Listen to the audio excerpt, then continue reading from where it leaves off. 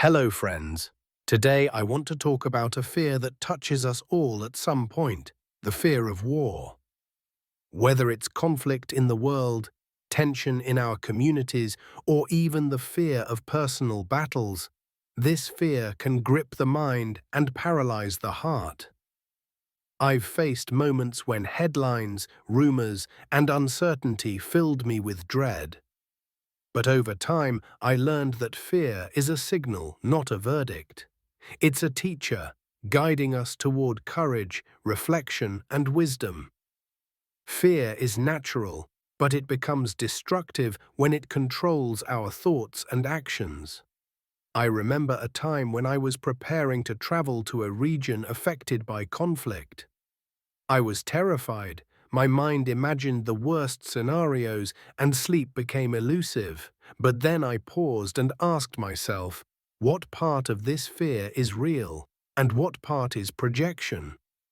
The fear of war often grows because we focus on what we cannot control. The news, the politics, the chaos, these are outside our reach. What we can control is our response, our preparation, and our perspective. By separating the uncontrollable from the actionable, fear loses its grip. One of the most powerful tools I've found is mindfulness. When fear strikes, I slow my breathing, observe my thoughts without judgment, and remind myself of what is truly present. Another tool is reflection. I write down my fears and examine them honestly. Are they likely? Are they helpful? How can I respond constructively? I also draw strength from history. Humans have faced wars for centuries. Communities endure, rebuild, and find hope even in devastation. Understanding that fear is part of the human condition helps us feel connected rather than isolated in our anxiety. Fear is not meant to stop us, it's meant to sharpen us.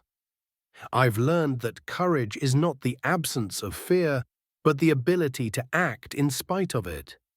During a crisis in my city, I volunteered to help organize relief efforts. The fear was still there, but action grounded me, transforming anxiety into purpose. The lesson here is simple. Focus on what you can do, not what terrifies you. Prepare, reflect, and act within your sphere of influence. And remember, fear can become a teacher rather than a tyrant if approached mindfully. So, how do we control the fear of war? We acknowledge it, observe it, and respond with clarity and purpose.